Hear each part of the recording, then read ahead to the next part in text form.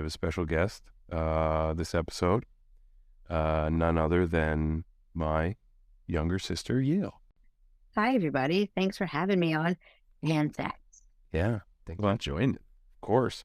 I mean, we've just had an epic Apex experience together a couple weeks ago, and we wanted to bring you on, get your opinions, because we'll never stop talking about the Hollywood Bowl, apparently. Did you have a good time at the Hollywood Bowl? Oh, that's what we want to know. Yeah, I had the best time at the Hollywood Bowl. Thinking back on my favorite shows, I could say that like Saturday night, one of my favorite shows. Definitely. And then on Sunday night, they played my favorite song. So definitely. Which is what? I can't say it was No Quarter. My favorite cover. No quarter. No quarter. Yeah. It is. No Quarter. Yes, Really? my favorite cover. They rarely play it. Sometimes you get it. My faves. Happy when people get it and I'm not there. I love it. Sick. Yeah. Yeah. And we were at the Hollywood Bowl shows together 10 years ago as well.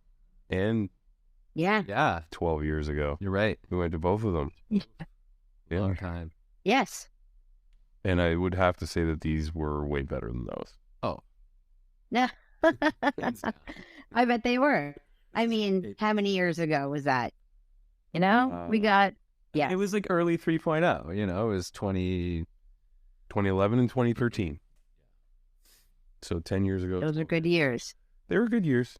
Yeah. But as we've discussed previously, we really believe that Fish and their style has really come into its own over the last, I would say, what people are calling 4.0. I'm fine calling it 4.0. I know people don't like calling it 4.0, but why not? But it is. That's okay. It is. It's an evolution. Let's keep moving with it. Yeah. Gil, when did you start seeing Fish? Only because I'm curious what you think, how you think 4.0 is going comparatively. Okay. I started seeing Fish in 2002, Okay. which we've celebrated our 20th year. Jack took me to my first show in New York for New Year's, and it was the coolest thing I'd ever seen. Wait.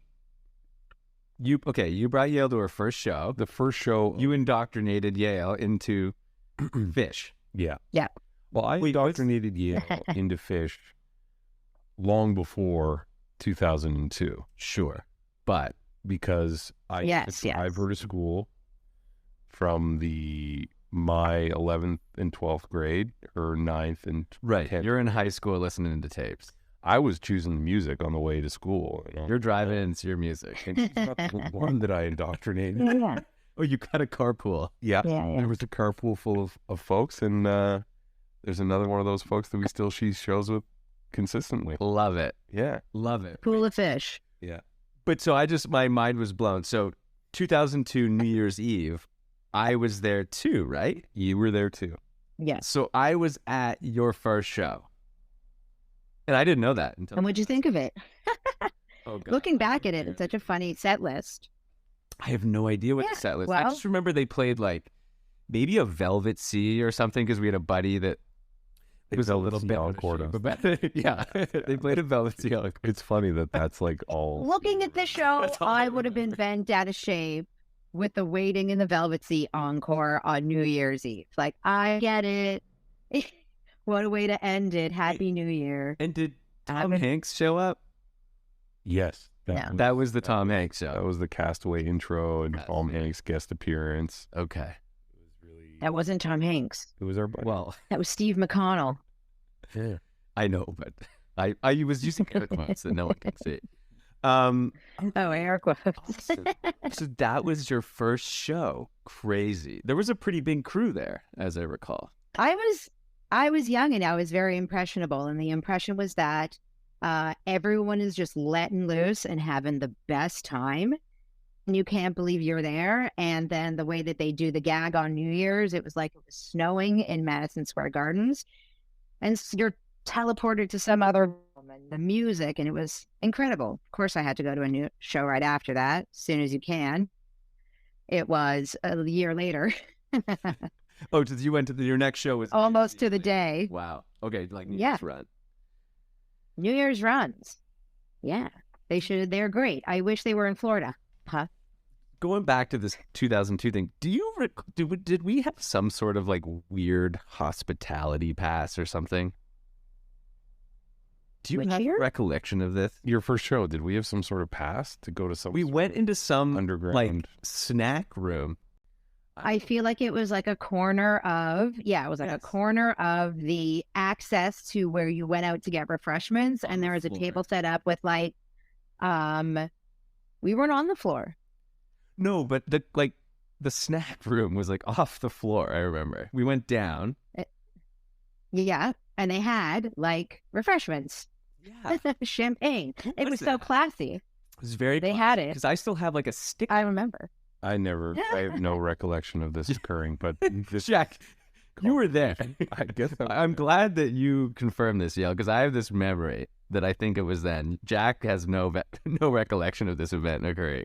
all I remember from that show is the snow, 7 Below, whole New Yeah. Year's gag with like the people on stilts and like Yeah. small people. Was I there? And they I like have no we were all on the stage dancing. You know what? There's not good footage of it to really prove that this ever happened, or was it just like a fever dream we all had at the same time? I don't remember this at all. You know, It was so good. see, that was like the most memorable part, not the snacks. I remember both, so let's just Snacks say were the it all most happened. Memorable part.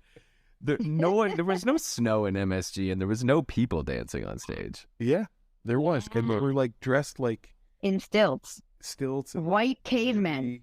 literally Yeah. bodysuits and like horns. Try to Horns. try to explain any New Year's gag to anyone who isn't in the room, and they're So like, stupid. "What happened?" Wow. So this just Yeah. goes to show, it's just interesting because you don't remember the snacks. I have no recollection of the New Year's gag. How much are we missing? Well, that's the. I think maybe like there's a huge benefit to seeing fish a couple hundred times in your life because you get to enjoy it so much, so many times. You see so many incredible things. You know, there's not as much FOMO, but they all Yeah. maybe blend into one in a certain way. It's just You know? gelatinous Like goo. every fish festival that I've gone to, minus Festival 8, because that one sticks out, and Cypress. Sure. But like, you know, Magna and Lemon Wheel and like I could blend all the memories from those together mostly into Yeah, kind of one. I'm with you on that. Like, You know, I don't just remember. Seeing fish at MSG like I know. They're all 30 plus times, they're hard to 40 plus separate. times. You know, it's really hard to separate what's happened when. You know, the gem truck was like very distinct because they're on a truck. Yep. Well, there's The crowd. You remember the Tower Jam. You remember Yeah. the mud from Coventry or whatever. Like there's things, but like Of course. they do blend together. But like on like the 40s, that's not a good example. The 46 Days at It was like long and a deep 46 days. 46-day long jam. 6 minutes. But like, you know, the Tweezer reprise from this year at MSG and the Tweezer reprise from 5 years earlier, they're all blended in one. And they have done incredible, distinct things at MSG, like the Baker's Dozen, all the New Year's gags. But I think we're talking about like a function of memory, not really a function of fish. Like fish has done distinct, incredible things every time. We can't stop talking about the Hollywood Bowl. We think it was like up there with amongst our best shows ever. But like we're just saying over time, it just like forms together in sort of one glob. I'm not complaining. No, it's a function of memory, not fish. Yes. It's also that it ebbs and flows with the new songs that are introduced. And it's all about like looking back on shows that you saw a long time ago and then being like, oh, wow, that was full of all these songs that we don't hear as much as maybe as other songs. What's in the mix? What is coming at us more? And then you're right. When you see so many shows, you get to see them more and more. But the evolution of the set list. Evolution. Yeah, 100%. It's definitely Yeah. there's no band that has evolved like Fish, really. You know, like they're constantly reinventing themselves. Yeah, because like most bands, when they're coming up on their 40th anniversary, are like wobbling out on stage playing and playing 12 the of their greatest top hits, hitters. Yeah. you know. And they've been doing it for 10 years. Yeah, and like they come out and they play one of their new songs, and the whole audience is like sitting down. Totally. You know, oh, okay, what's next? Yeah. You know, Yeah, well, and like there is some of that at Fish shows. You know, when they come out and they play like Leaves, but then like Leaves has legs. People love do we like Leaves yet? Do we like Leaves yet? I'm not against. That's the question. I'm not against Leaves because it has shown some definite, you know, snaps of potential greatness. Mm-hmm. Dude, they'll jam anything these days, right? So, like, realistically, you don't know. You don't know. Anything Yeah, could happen. totally true. I mean, are they still playing Lawn Boy? It could be just one Lawn Boy fever dream from 2017. You know, like nobody ever expected the Lawn Boy to be jammed out the way it was the Baker's Dozen. Exactly. You know, so like, you never know, J-Back. You could get the 20-minute Velvet Sea one day. And it'll be the best night of his life. Wait, so speaking of evolutions, yeah. I didn't know Jack back in those days, but when he started listening to Fish and playing tapes in the car and trying to indoctrinate you guys, did he have an evolution from Jack before the lot and Jack after the lot? Yeah, man. Jack after the law, he It's never been the same. was going to shows, trading tapes. It was a fun experience that you wanted to go to, you know? Fish also wasn't coming up to Toronto as often. There's like, they came in the 90s, and then they didn't come for a long time. Unless you're traveling to see the shows, which is a commitment that I'd love to do. Like, you know, you're not seeing Fish. Commitment. Yeah. The commitment we've made. And Jack showed me about the commitment. One of the best, I think, little jaunts we took together was when we went in summer of 2012 to Alabama. You remember that? Mm-hmm. And like, I do. That was the best time. we'd never been to Alabama before, you know, No. and Same. you know, we just like we went on a whim, you know, because it was right after we had been to Long Beach, and we got somehow finagled those passes, the all access. the all access passes that were good for the entire summer. And Yeah. Long Beach was like Long Beach was earlier yeah. in that summer tour, because they kind of, I think they did a bunch of stuff in June, and then they took a break and they came to the West Coast, and then they did a whole tour through the South.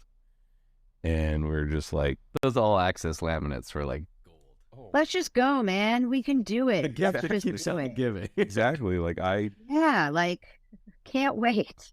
you were here in It was LA. great. We didn't have kids. Dan No. was rehearsing, right? So he was busy all So day. just you the guys two of us and our other buddy, Eli, right. were just Mhm. like, didn't he come? Yeah, Eli came for some of it. Yeah. And we're just like, let's go. Kansas City, Alabama, Atlanta. And it was great. And you guys were like Wayne's World. Just like holding out to pass. Yeah. Like this. We're coming in. Amazing. I mean, dude, I don't blame you. That was unexpected and pretty cool. And that Oak Mountain. And you know what it's like at a Fish show?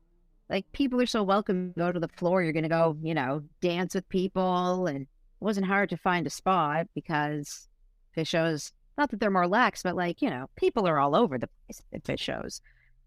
You know, we're not sitting in our chairs waiting for, you know, a good song to come on or something like that. So honestly, it's very social. We have a good time there. And it was so great, you know, just driving along, looking for places to stay, looking for places to eat. So how did you decide when to stop touring on that tour? Like, how did you could just keep going? I think it was the end. Oh, they ran out. They ran out of shows. We ran out of shows, but then went to Dick's, which was a week later.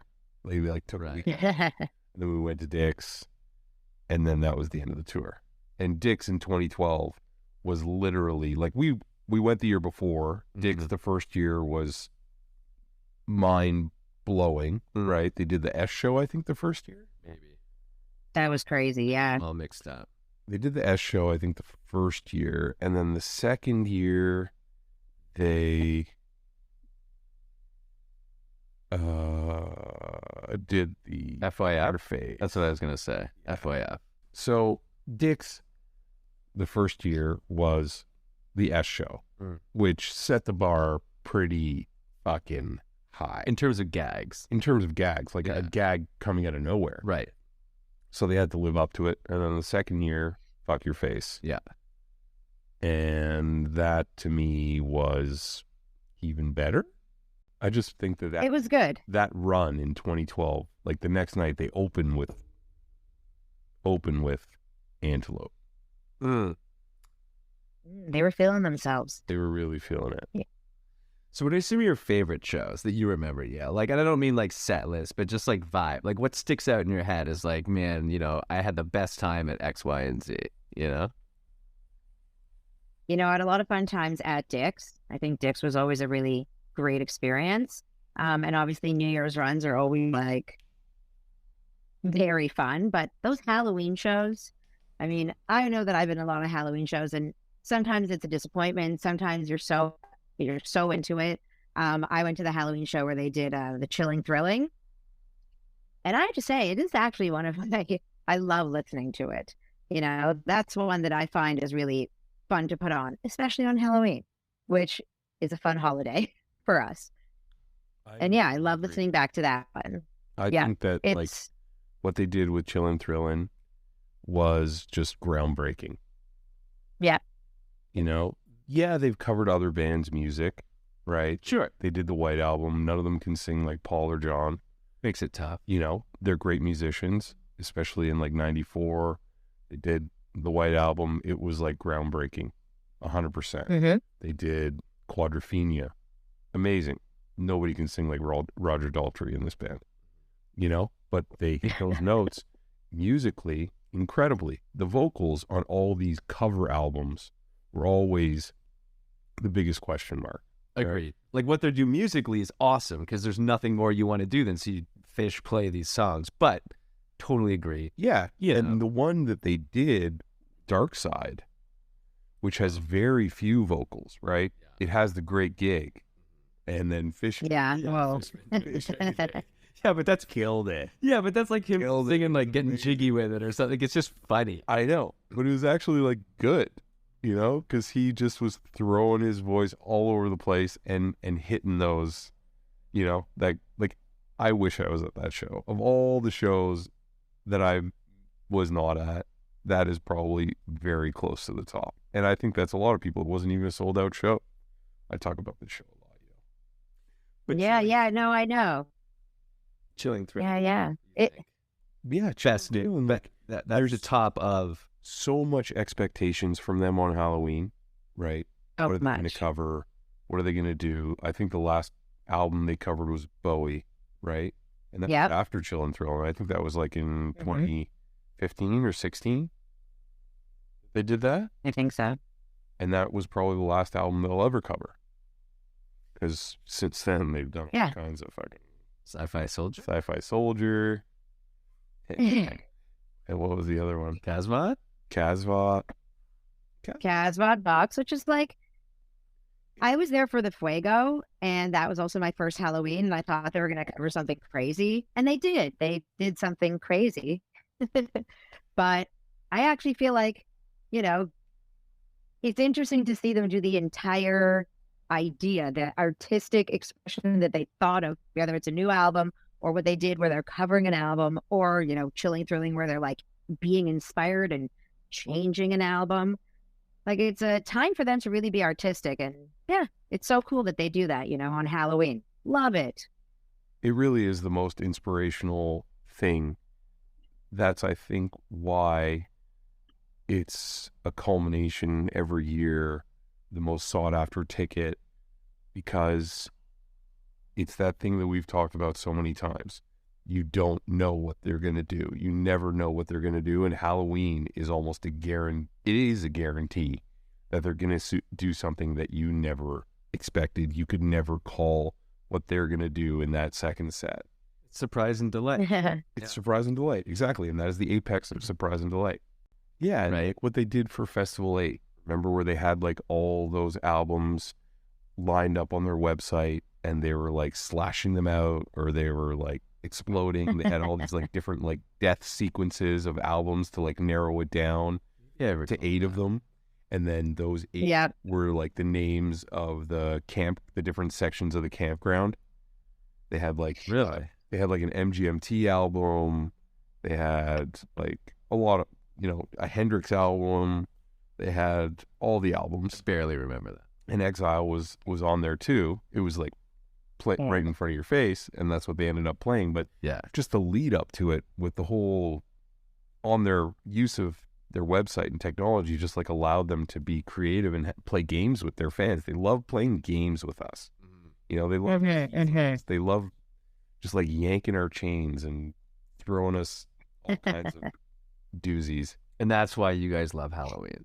I was going to say I've never been to a Halloween show, but then I forgot about Festival 8. That's your only one? I think so. But, we already discussed memory being a bit...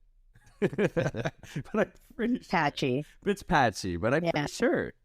Yeah, let me check your stats. You're going to check my stats. Check your stats. Check my status. So you think you do West Coast tour? You're more of like a West Coast tour person? Even though you just fly. They're very different. And they're very different. I'm lucky. My brother lives on the West Coast, and he's who got me into fish, and he's on this podcast. So we plan it together, and that's the best part of it. That is like... But yeah, been to a lot of like West Coast shows, and I find that the vibe on the West Coast, and I know you guys were talking about this in your last episode, like it's so nice. It's easy to get here. There are lots of places to stay.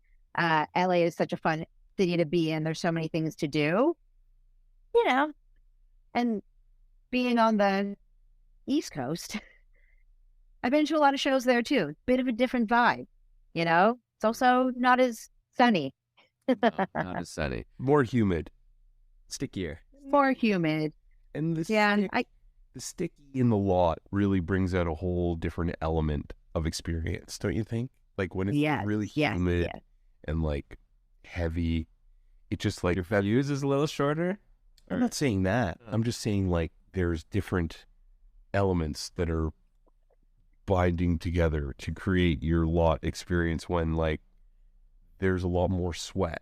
It's a little dirtier. It feels a little dirtier. Grungier. Like the sun on the East Coast just feels like it's creating sweat. The sun on the West Coast. Are there a lot of West Coast lots? No. Not really. I don't Like, think do so. they shake down on the West Coast as much as they do on the East Coast where they're known for tailgating? Depends where you are. Like there's a lot in Chula. Yeah. There's a lot in, Chula, yeah.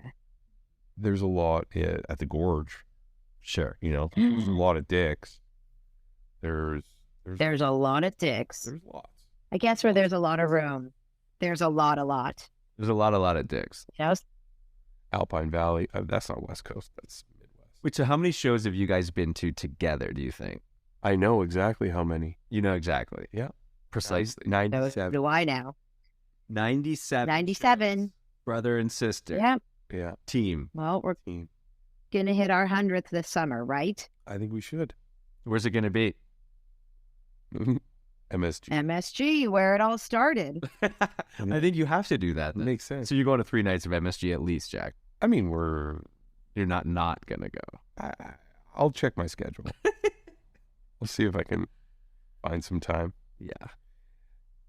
I'll fit it into my schedule. I feel like that's kind of the way that I plan my time. Does fish fit into my summer schedule, right? Yeah. And, their schedule at MSG this summer is a little bit off kilter, right? They're doing like random 2 nights here and 3 nights here. So we're going to have to really figure that out. Yeah. Well, maybe we'll get a pass. Doubtful, but Because, still. like the end of the MSG run is only 2 nights. Yeah, Friday, Saturday, right? Yeah. And then there's like But never miss a Sunday show. They don't even have it. Come on, guys. if we just do those final 2, then We're not hitting we'll it. be at 99. You're gonna have to go the whole time. You're gonna have to go to all 7 shows, guys. I love going to fish. We got such a fun group on that. I get to see people. You guys, I get to see Fraser and all of my friends who travel from all over the states. I went to Mexico. That's the best. Fish in Mexico is tons of fun. The best. Yeah, tell us about Mux. Thank you, Fish, for doing all these fun things. Yeah. You know? They really have Where are we going next? some very strong, as we were saying, tent poles. Everyone gets together. It's show week or Let's get show the gang back together. Yeah, fun. I mean, I think that's a huge part of it. Huge. Right? Like, yes, there is an enjoyment factor to like going to a show with a buddy and, you know, you guys have a great time together and it's just the two of you. Yeah. But like, it's even better when you go to a show and you know, like 20 people all together At least. and hanging out in the lot, pre, post, during, set break, you know, everybody's just like, it adds a lot. And as the years go on, the group gets bigger. I mean, over the last 25 years, right? I mean, for me personally, first time I went to a fish show, I went with one other kid that I convinced to go to a fish show, right? Starts as one. Same. But like, And I was the kid who got convinced to go. who brought you to your first show? J-Back. No. Jay back. Who brought Jay back to the first show? Yeah, that's the real question. His first You guys show, got together for the first time. his first show was the Palace, Auburn Hills in 97.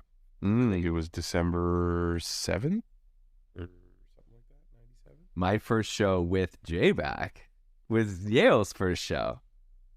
Is that when you guys first met? Nice. Never met him in my life until December 31st, December 31st, 2002. 2002. When everyone has like this shared purpose and the shared love, and like it's so fun, you know, especially this Hollywood Bowls thing still riding high from it. It's just like nice to see everybody over 3 days. People fly in, you know, it's like that's what Mexico's like too, right? Is like Mexico was great because you're actually all forced to be in the same place. Like you're all at a hotel together. Like it's great being in a city with all your friends, but sometimes like the crew's too big to get a reservation anywhere. totally. But in it's Mexico, really nice you can being somewhere away. Yeah, you can be at the pool. Yeah. And, yeah. Yeah, that thing that they do in Mexico, they got it down. That's pretty good, I'd have to say. It's enjoyable. You think that fish is a cult? Too many people. It's fish a cult. It's a good one. They are taking my money. Woo. Yeah. They are. I follow them around. Yes. And I have out-of-body experiences at their shows. And Trey is a Jedi, Sounds as I cult-like. proved on Saturday Sounds night. cult-like. So I've looked up quickly the definition of a cult. And one of these things here really sticks out. A misplaced, maybe not, or excessive admiration for a particular person or thing. Everything that you love could be misconstrued as this cult. Totally. A small group of people having religious beliefs or practices regarded by others as strange. We might be regarded as others as strange. We're on the tip of the iceberg.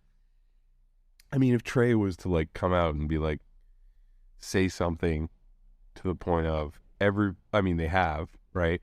Like cheesecake. We did it. We all did it. We'll do anything. Do anything he says. People love Trey. I mean, like, you know, there are all those memes with him. He is so funny and he is so amazing at the same time. Like, there's nothing bad to say about Trey, even when he picks the song you don't want to hear. Because you trust in Trey. Even if he's playing the song you don't want to hear, maybe it's because the next song's going to be a ripper and you need a little break. And it might be the song like that person over there wants to hear. They're loving it. And that's also a great thing about fish shows. I love seeing other people getting into it, especially a song that I'm not the biggest fan of. Sometimes helps me get into it more because I'm like, yeah, this is a good feeling. People love this. I agree. It is interesting to see people balling out on a song that might not be your favorite. And there's this other concept that you touched on, which is they play it enough, it really grows on you. That's the number one effect. The number line effect. Yeah. That is the number line effect. Because, like, when they first started playing that song, Right. I was just butthurt when I heard those first lyrics. I was like, "Ah, God dang it. He should have played Antelope." But now when they play it, I still have that, like, Pavlovian reaction where I'm like, oh, man. And then in that same, But like, oh, yeah, I do mind the end. it gets I do better. like it. It gets better, Yeah. this song. It hits the feels. It hits the feels. I agree with you on that. It hits the feels.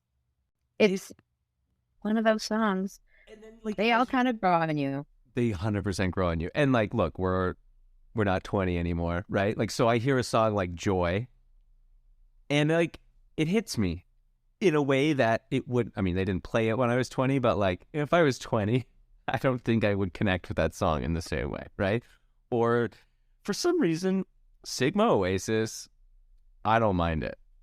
I don't mean the song. I mean the whole album. Like when they did that album, Okay. it scored Yeah, you're higher right. for me Yeah. than other albums Okay. at other times. Like there was a time when I just like didn't pay attention to any album, and I kind of hoped like that I wasn't hear any of them, right? But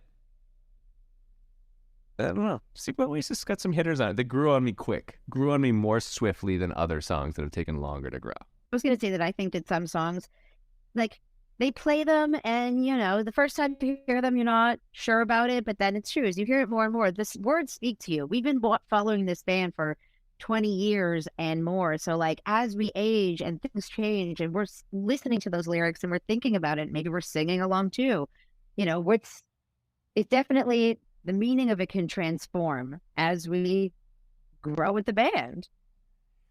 For me, those songs, I think it goes back to that, element of surprise where you're anticipating, how much time is left in this show. Totally. I know what you mean. What are they going to play next?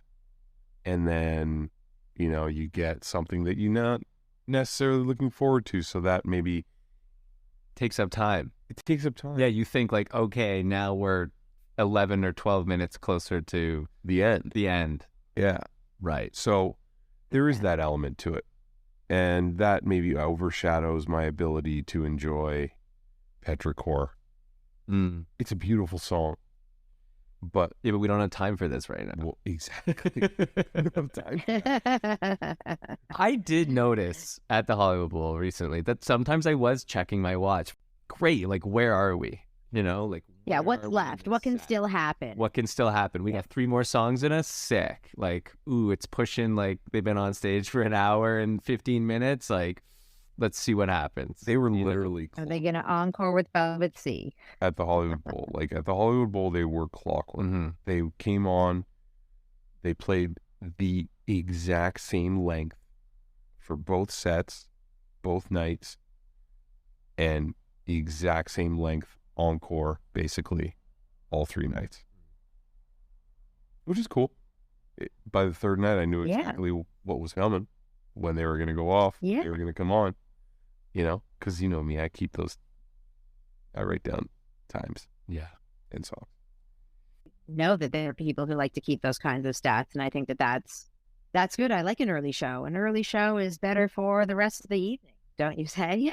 It's like having an early bird dinner. Let's have an early bird show. I saw the timekeeper at the Hollywood Bowl. Oh, yeah? Yeah. Jack. No. Not the OG timekeeper. Yeah. Yeah. Do you have any quirks that you do at show? Like Jack likes to still keep a set list, even though he can just check Fish from the Road like everyone else who's normal, but he keeps his little special list and all this stuff. Do you have any do you have any pre-show like jitter things or during show like quirks that you do? No, man, I just surrendered to the flow. I, always put on my beautiful little fish necklace that I got as a gift from a group of great girls who like to go see fish. So I put that on. That's my pre-show preparation. And then I just make sure I got my tickets, make sure it's the right day. Better when they're paper. So you've seen 97 shows of Jack. Let's go back to that for a second. What's Jack like at a show to you? What's Jack Benedict show to me? Jack is always knows what's going on, always knows where we need to go. Jack is in charge. Jack is knows what song it is in the middle of like a, jam. 30-minute jam. Out of space. What song is this? He always knows. And yeah, I know that you keep the time. And I know that you used to keep the set list. I really feel like I remember at our first song, you like took out like a pad of paper, like a little like note, started writing shit down. And I was like, what are you doing? And like, I'm keeping time and I'm keeping the set list. So I know it for later. I know what they played. And I think there was maybe, those times where you don't know where the song is, but it doesn't happen so much anymore. It's happened. And yeah, Jack is having a good time at the same time. He likes to have a good time, but he's also grounded, like you said, and he knows what's going on too. Yes. It's a real balancing act. It's enviable. Because some people lose themselves to the flow. They've surrendered. They're in the flow. They lose their sunglasses. Sunglasses are lost. Is this still Mr. I've done that. Like things happen. But you managed to stay grounded a bit. You know what's going on. For the most part. I do like to know what's going on. Mm-hmm. You're very, easily amused. You easily amused at a Fish concert. You were always smiling and having a good time. There's no doubt about that. Yael is a very good girder at a Fish show. What's a girder? Meaning she will talk to anybody. Oh, yeah. She will socialize with anybody. And I'm not necessarily like that. No, me neither. So if I don't want to talk to somebody, she will. Yael will. But you're also making a lot of friends at shows. You made some friends at this Hollywood Bowl show. I'm always making friends. Yeah, it was a friendly place. There were some interesting people there. It was a Hollywood show, so maybe there were Hollywood people there. I mean, that's the fun thing about the bowl. You sometimes see some fun people there. Yeah. I remember in 13, Bill Paxton was there. This year, Kristen Cavallari, Aaron Paul. So here's my question. I actually got to speak to Kristen Cavallari, and I asked her what she had been doing there. How did she stumble into a Fish show? I was curious. And she was very funny. She was like, I'm not really sure. I came with my friends. And I was like, okay, I get it. Maybe she thought she was going to go to Coachella, but it was too far. But Aaron Paul, like, is he a fan? Has he been to other shows? Like, what number show is it for him? It was Kristen's first. She let me know that. Not sure if he's going for a second. Not sure. But I wonder about Aaron Paul and if he was, maybe it was his, like, 8th show. I don't know. Maybe he's 5th. Yeah, that quick. I didn't see Kristen on Saturday night or Sunday night. No, she did not come back. She missed a good show. She did miss a good show. I mean, she was there for a pretty good show. Your first show is such like a pure experience. You don't even know what a good show is. I remember I brought my brother-in-law, Dan's brother, Jonah, to his first show, and we were freaking out. It was like one of the Saratoga Springs shows, and they opened with Fluffhead. It was insane. The show was insane. We just kept being like, I can't believe this is your first show. The show's so good. And he was like, it's all new to me. It's interesting how much context you need to, like, the community, right? We have such history. Because we have a friend that I, always want to bring to a show. And he's kind of like, doesn't get Fish. And he's like, but like 2 guys that I love this band. And he's like, so I'm open-minded. And I'm always in the back of my mind trying to be like, how do we bring this guy to his show? This guy. But there's like, so it's like I need to spend 2 or 3 days just like bringing him up to speed so that he can maximally enjoy his first show. You don't think you just like throw him into the fire? It's the only way to do it. You do. It happens. No, you throw him into the fire, like you said. But it's like you just want to explain everything. Yeah. I feel like you've got to. Does he listen to Fish? Has he heard any of it? Yes. Okay. Yes. He does. He's refuses to listen to it. He's heard it though. Yeah, he's heard it. Sometimes you got to be like, what kind of music are you into? And if they say a certain genre, you can almost choose the Fish song that you think fits that genre the most. Then you play it for them. And maybe you play like another song like Yemmer Divided Sky just for some more context. Say, don't expect these at the show, but this is what it's like. And then they just have to go. Jack's secret is 2001. That's how you try and get people into Fish. Because, like, how could you Good do one. that and not be like, whoa, fuck, that's cool. Totally. If you like music. Like, if you have a thing for music in general, whether it's classical or hip-hop or funk or heavy metal or jazz, like, there has to be an element of 2001 that's, you're just like, wow, they do this? This is pretty neat. Yeah, like you said, the peaks, the funk, like it gets it all. It's not some deep 20-minute jam. It's not like you gotta wait this part out, but then it gets good again in 6 minutes. There's none of that. It's just like, let's go up and down, up and down, up and down. Yeah. You're right. But I agree with you. Yeah, like it's crossed my mind. It's like, oh, what kind of music? Oh, you like classic rock? Let me play you some covers. Oh, you like bluegrass? You like metal? Let me play you like Carini or something, you know? Like, oh, you like Yeah. something that you like country music? Let me play you, you know, one of their Possum. bluegrassy Water in the songs. sky. Yeah. Yeah. Something for everyone.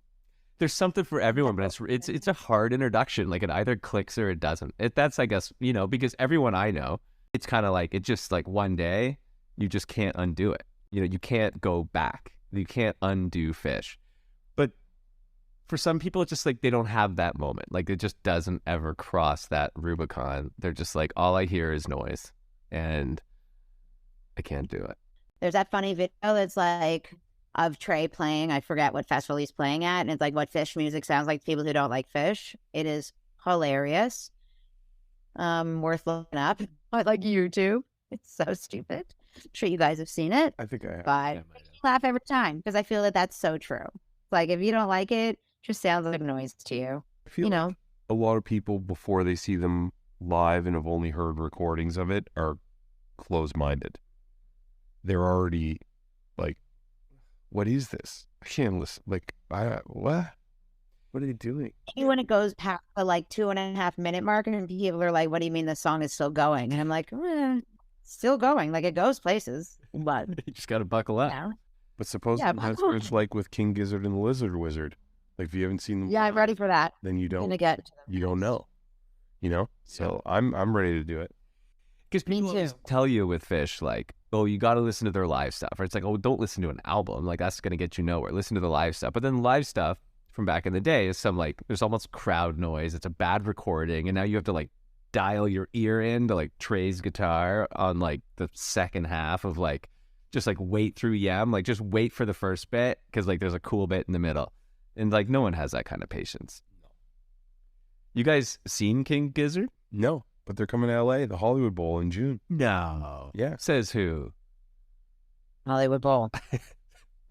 They're Australian. I know. They're Australian. I'm curious. Yeah.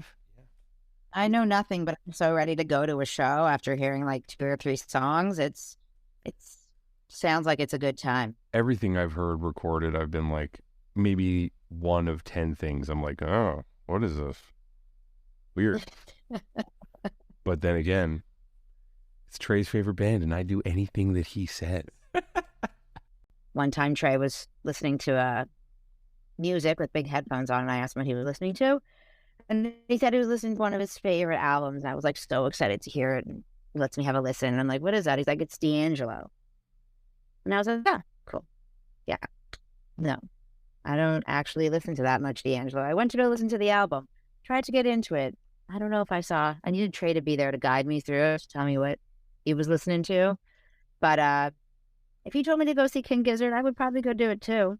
You know, I don't know if I'm going to see D'Angelo, though. A lot of people have told me to see King Gizzard over the last few years, many years, because they played at the Greek, I think, and for some reason I couldn't go. But at that point, I'd heard from multiple people, it's the same thing. Like, you got to see him. Yeah.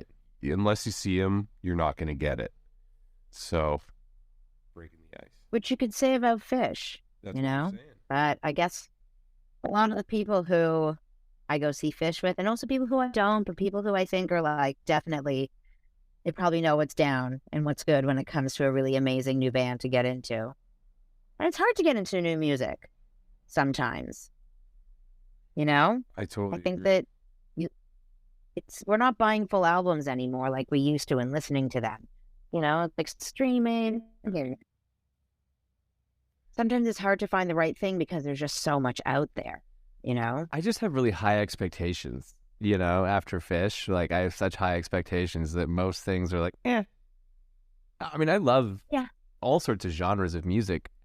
They're just different. Like, that, most music is different to me than Fish. And then when people get into I'm open-minded to Gizzard Lizard, but you know, when I go and see jam bands that people tell me are coming up, I listen to them with such a different ear and such a critical ear, and I compare them to, you know, 25 years of Fish or whatever, seeing them live, and I find it hard. I want to be open-minded, but I don't know what I'm saying, but it hasn't happened. I wonder if I'm actually a fan of jam band music or if I'm more of a fan of something that's more like a psychedelic rock, you know, because outside of Fish, I listen to other genres of music, you know, that's kind of where my ear falls.